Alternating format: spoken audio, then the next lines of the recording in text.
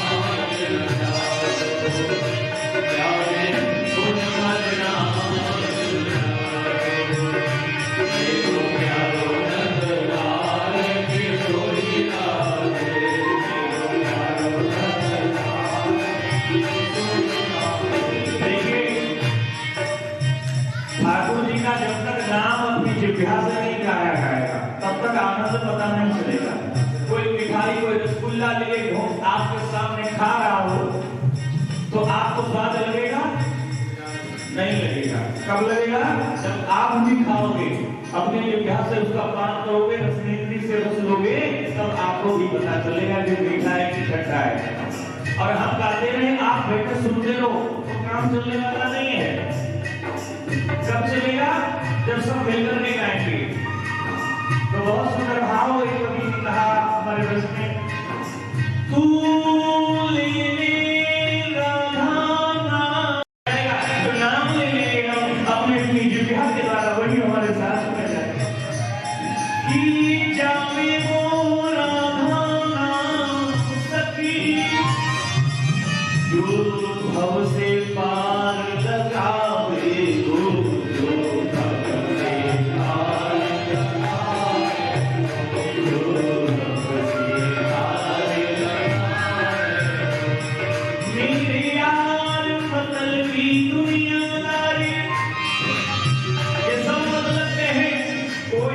साथी नहीं है, जितना समय चाहो उतना इनके साथ बर्बाद कर दो, पर ये समय सार्थक करना है, बर्बाद नहीं करना है, क्योंकि पता नहीं फिर दोबारा मिलेगा या नहीं मिलेगा।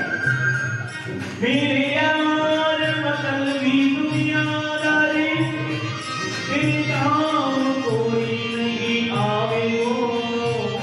और अब जो काम आएगा वो बता देता हूँ, बोले आवे वो राधा नाम सखी।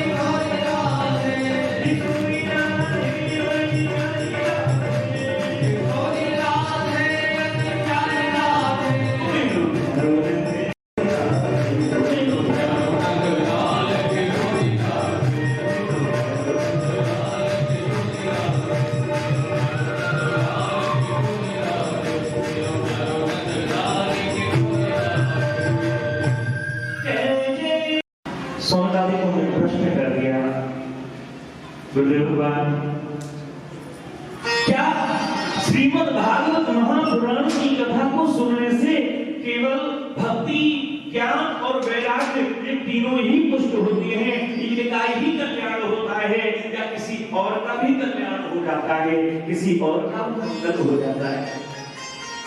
सूत जी महाराज मुस्कुराए इस प्रश्न को सुनकर।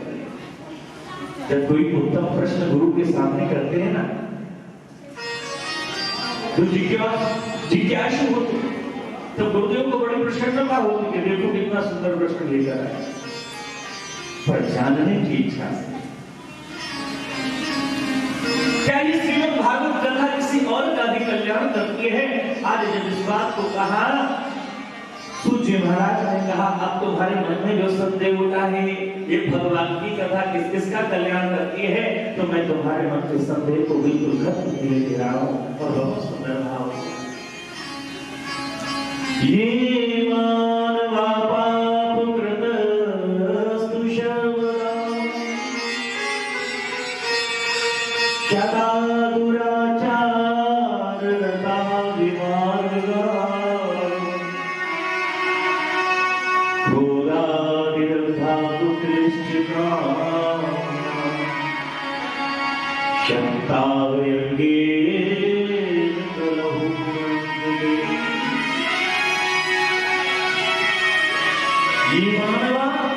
पाप कृतस्तु शर्वरा, जिसने जन्म लिया और जन्म लेने के बाद में जो मनुष्य और जन्म से लेकर के मृत्यु से पर्यंत रात दिन पाप कृत्य में लीन हो गया, सदा दुराचार रतः विमार, रात दिन दुराचार के अलावा कभी सदाचार को उसने सीखा ही नहीं, जिसके जीवन में सदाचार की किरण भी न हो, और ऐसा व्यक्ति क्रोध करता होगा, कुटिल हो, कामी हो, किसी भी प्रकार के पाप को करता करता करता करता और समय न मिले और अंत में अचानक उसकी मृत्यु हो जाए किसी कारण से। मृत्यु के पर्यंत भूत बने, प्रेत बने, पिशाच बने, किसी भी योनि में चला जाए, और इतना होने के बाद भी अगर वो सप्ताह विधि से श्रीमद् भागवत की कथा को सुनता है, तो वो भी पवित्र होकर के भगवान के नाम का अधिकारी हो जाता है। ऐसी प्रकार श्रीमद् भागवत की कथा, बोलिए श्रीमद् भागवत महापुराण की। स्वर्गादि को भी कहा प्रभु गुरुदेव भगवान, ऐसा कभी हुआ भी है या आपने कह दिया और हमने मान लिया? प्रमाण दो ना। बड़ी सुंदर एक कथा का वर्णन करते हैं। सूत जी महाराज ने कहा कि अकृते कीर्तिश्याम इतिहासं पुरातनम्, यस्य श्रवणमात्रेण आपोहं प्रयाय। ऐसे सुंदर भाव को सुना रहे, इतिहास की ऐसी कथा को सुनाया है। बोले यस्य श्रवणमात्रेण पापहानि प्रजायते, बोले जिसको सुनने से आपके समस्त पाप छूट जाएंगे। सुनने का सूत जी महाराज कहते सौंदर्य ऋषियों, तुंगभद्रा नदी की नदी के तट पर एक आत्मदेव शर्मा नाम के ब्राह्मण रहा करते, भगवान की सेवा पूजा कर, वेदों का, उपनिषदों का, पुराणों का ज्ञान खूब ही है, खूब अध्ययन करते हैं, खूब भगवान का भजन करते हैं। पंडित आत्मदेव शर्मा और इनके विवाह हो चुका है, पत्नी भी साथ। आत्मदेव शर्मा को तृतीय भास्कर की उपमा दी गई, दूसरे सूर्य के समान तेजस्वी है, ओजस्वी है आत्मदेव शर्मा। धर्मशास्त्रों के परम ज्ञाता आत्मदेव शर्मा शांत स्वभाव के सज्जन व्यक्ति, और इनकी पत्नी के बारे में वर्णन करते हैं। सूत जी महाराज कहते हैं जैसा इनका स्वभाव और जस विपरीत अवस्था में इनकी पत्नी का स्वभाव। पत्नी का नाम है धुंधुली। लोकवार्ता क्रूरा प्रायसो बहुजलुतिका, सूरा चक्र प्रत्येषु कृपणा कलहप्रिया। पंडित जी महाराज की पत्नी पत्नी कैसी है तो उसके बारे में बताया। बोले लोक वार्ता क्रूरा प्रायसो बहुजल्पिता। जहां व्यक्ति की बातें होती, जहां लोक वार्ताएं होती है, वहां पर बैठने में बड़ा आनंद आता है। क्रूर स्वभाव प्रायसो बहुजल्पिका। बहुजल्पिका कहते हैं चुगली करने को, और जहां चुगली हो तो वहां जो पंडित जी की पंडिताई धुंधकारी को तो बड़ो ही आनंद आता। कृपणा कलह प्रिया।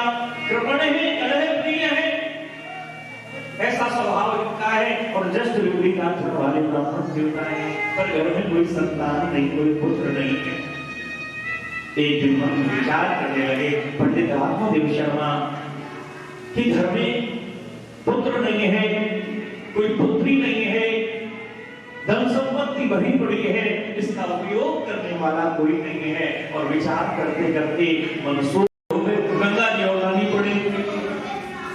क्या उन 60,000 ने पिता को सुख दे पाए? पूर्व काल में अंग्रेजा सगर की कथा को सुने। अंग नाम के पुत्र, अंग नाम के राजा थे, उनके कोई पुत्र नहीं था। शंकर की कृपा से एक पुत्र हुआ, और वो भी भीम नाम का पुत्र हुआ। और कितना बढ़िया पुत्र निकला कि अपने पिता को पीठ फाड़ के ठीक ठाक करके उन्होंने भेज दिया। और अंग जैसे राजा जिनके नाम के आगे धर्मात्मा शब्द प्रयोग किया जाता, धर्मात्मा राजा अंग जिन्हें कहा जाता था, ऐसे धर्म से राजा जी कैसे कोई पुत्र पुत्री सुख नहीं देता है तो एक काम करो, व्यक्ति की चिंता छोड़ो, भगवत चिंता करो। महात्मा जी ने आज जब ब्राह्मण की ओर देखा तो देखते ही बतला दिया। एक जन्म की बात मन है ब्राह्मण शब्द जन्मावृत पुत्र नैव च नैव च। एक जन्म की बात कौन कहे, तेरे 7 जन्म में कोई संतान नहीं होने वाला। लोग कहते हैं भविष्य जानना बहुत अच्छा है। अच्छा सच्ची बात बताओ, ब्राह्मण को दूध किस जन्म का था? इसी जन्म का ही तो था। इस जन्म में मेरे पुत्र पुत्री नहीं है, पर भविष्य जान लिया संत के द्वारा कि तेरे 7 जन्म में कोई पुत्र पुत्री नहीं होगा। आगे तक के 7 जन्मों का दुख लेकर के अवसर पर डूब रहे हैं। इसलिए भैया ठाकुर जी की लीला से जो होने वाला है सो होने दो, ज्यादा भविष्य के चक्कर में नहीं पड़ना चाहिए। कुछ लोगों को तो हमने देखी को अपने हाथ ही ले घूमे, पंडित जी ना हुए तो हाथ ही देखे, और पंडित जी ने हाथ नहीं कह दे बस सारे 2 साल और हैं, फिर तो टिकट कटी जा रही है। अब बताओ फिर कैसे जियोगे? हैं 1-2 साल की पंडित जी कहेंगे तुम 2-4 महीना में ठंडे कर लो, 2 साल ना कट रहे। इसलिए हिसाब उपयुक्त है।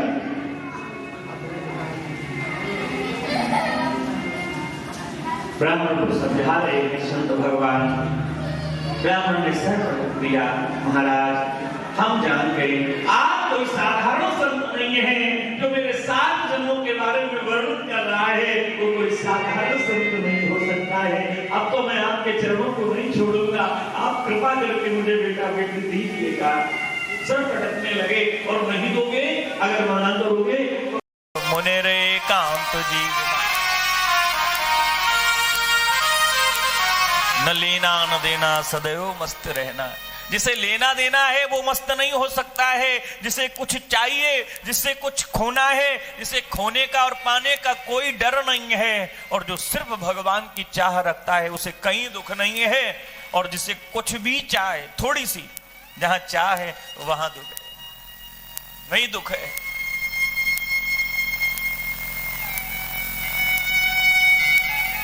चाह गई चिंता मिटी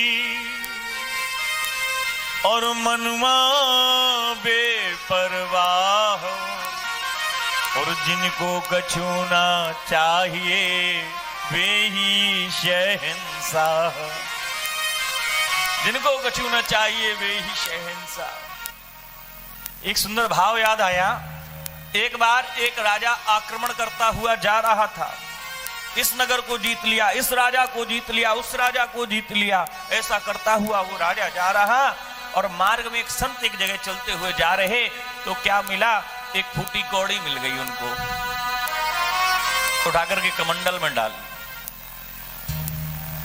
उनको तो कुछ चाहिए नहीं था पर पड़ी थी, उठाकर कमंडल में डाल ली। किसी ने कहा महाराज इसका क्या करोगे? महाराज ने कहा किसी जरूरतमंद को दे दूंगा। अच्छा, चलते रहे पर ऐसा कोई जरूरतमंद दिखाई नहीं पड़ा जो जिसको बहुत ज्यादा जरूरत हो, जिसको सर्वथा जरूरत हो। एक दिन एक गांव से होकर निकल रहे थे तो वहां के लोग दौड़ रहे थे विपरीत दिशा में और चिल्ला रहे थे भागो भागो सभी भागो, अपने प्राण बचाओ। महाराज जी ने एक को रोका, भाई क्या बात हो गई? अरे बोले भागो भागो, तुम भी भागो, तुम भी प्राण बचाओ। दूसरे को रोका, वो भी चिल्लाकर भागा, अरे आप भागो भागो बचाओ। महाराज को लगा कोई बड़ी सी बात हो गई तो एक से पूछा, भाई तू तो बता दे क्या हुआ?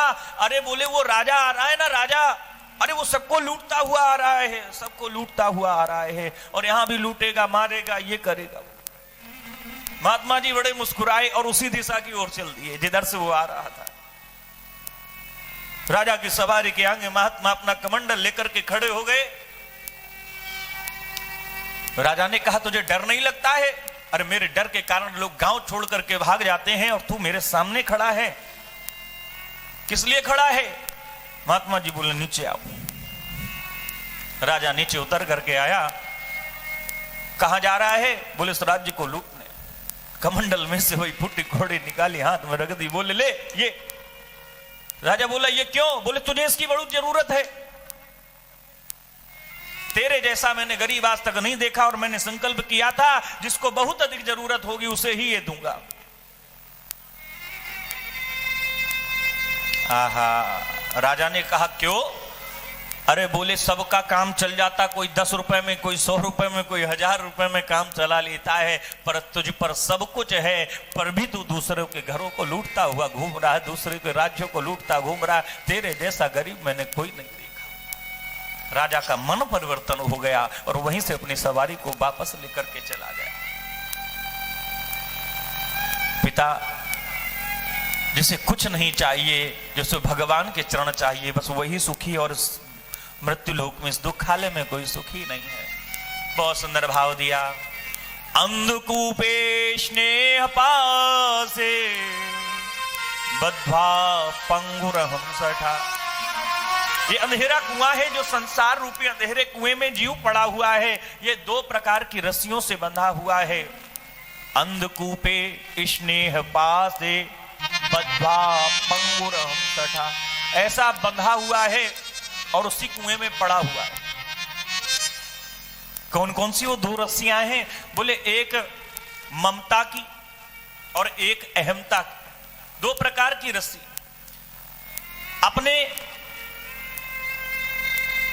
परिवार जनों में, अपने पुत्रों में, भाइयों में, माता में, पिता में, संतानों में, इन पे तो ममता है, इनके कारण से इससे बंधा हुआ है, और अपनी शरीर में अहमता के कारण से ये मेरा है, ये मेरा हाथ है, ये मेरा शरीर है, मेरा मुख है, इस शरीर से भी तो बंधा हुआ है।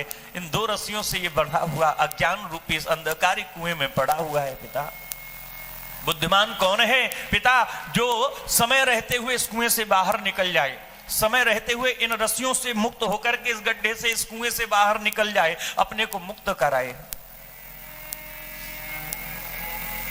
2 श्लोकों में बड़ा सुंदर ज्ञान दिया पिताजी को। देहे अस्ति मांसु रुधिरे अभमितम तजत्वम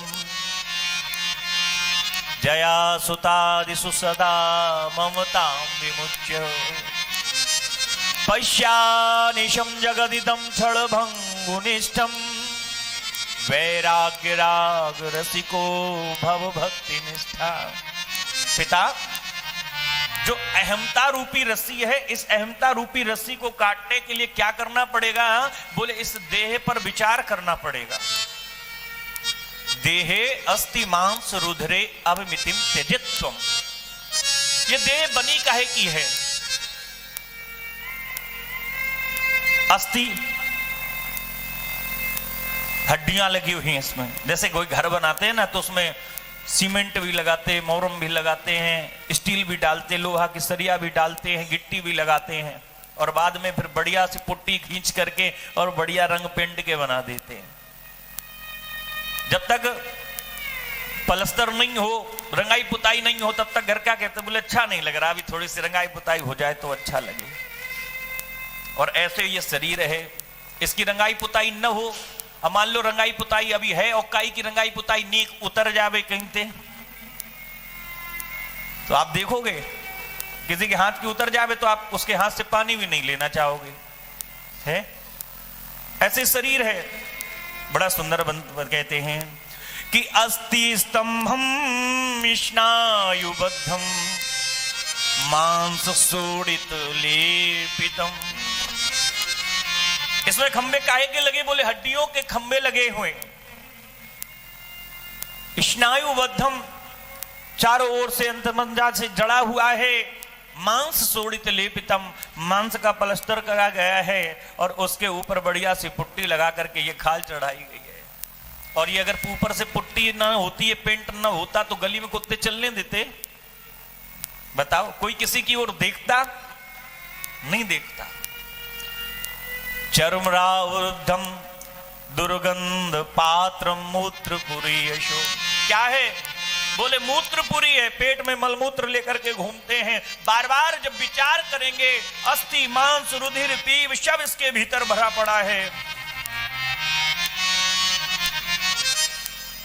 और इस देह को हम इतना अपना मान बैठे, इतना मान बैठे हैं, तो कहा बार बार इस देह पर विचार करने से जो अहमता रूपी रस्सी है वो कट जाती है, और दूसरी ममता रस्सी, उसके बारे में कह रहे हैं।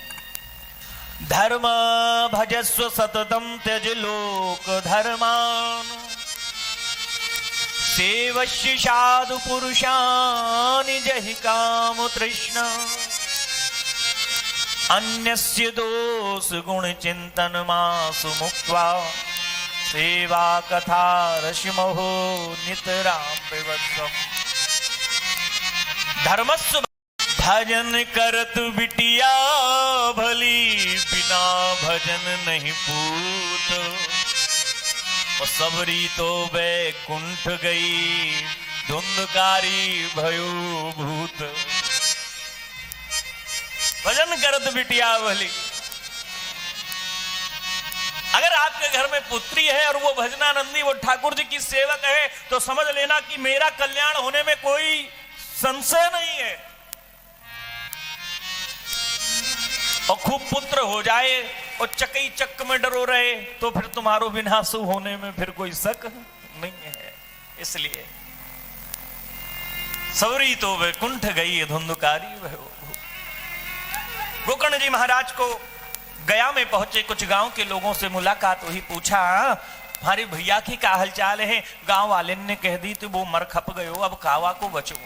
अच्छा, सोचा गया में हूं, इसके निमित्त तर्पण कर दूं, इसके निमित्त श्राद्ध कर दूं, इसका भी कल्याण हो जाएगा, क्योंकि गया की महिमा ही ऐसी है।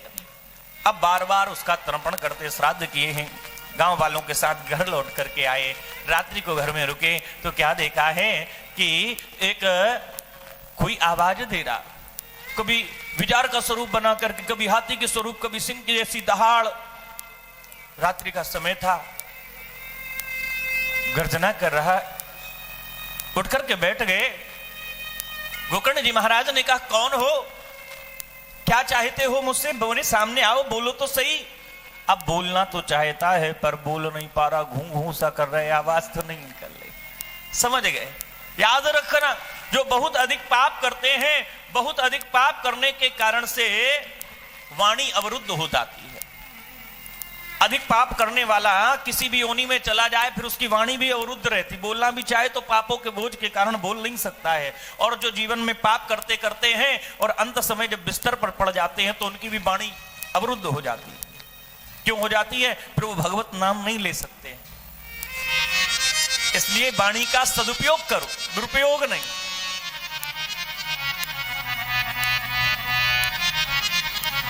ऐसी वाणी बोलिए मन का आपा खोए,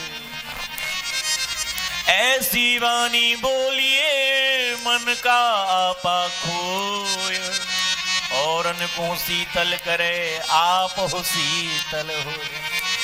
देखिए जीवन में हमारे सदगुरुदेव भगवान कहते थे दो चीजों का कभी दुरुपयोग मत करना, एक वाणी का और एक पानी का। अगर पानी का ज्यादा दुरुपयोग किया ना तो भेज दिए जाओगे रेगिस्तान में, फिर एक ही कलसिया भर के लाओगे, भाई में ते हाथों धो लोगे, भाई में भोजन पकाए लोगे, भाई में स्नान कर लोगे। अभी तो आप तो देखते हैं चकाचक समर चला दी, बटन कितनी देर लगे दवाई में टक, और जब तक फिर समर चलाए के फिर बाल्टी ढूंढी जाएगी, भरेंगी कहां, और फिर बाल्टी ढूंढेंगी, फिर वह बाल्टी को मांजेंगी, और मांज के फिर जब तक पहुंचेंगी तब तक पता चलो 2, 4, 5 हजार लीटर पानी वो बस नाली में बह गए वो। आहा, वाणी और पानी दोनों की कीमत है, समझना पड़ेगा। वाणी अवरुद्ध हो जाएगी, जो वाणी का दुरुपयोग करता है, बहुत पाप करता है इस वाणी के द्वारा, उसकी वाणी अवरुद्ध हो जाती है। आज धुंधकारी की वाणी अवरुद्ध हो गई, बोलना चाहे था पर बोल नहीं पा रहा, समझते देर न लगाई, कमंडल से जल हाथ में लिया और जैसे ही जल छिड़का है कुछ पाप कटे उस तपस्या की जल के प्रभाव से, तो आज बोलने लगा है। अहं भ्राता त्वदीयोऽस्मि धुंधकारी इतना। भैया हम तुम्हारे भाई धुंधकारी हैं।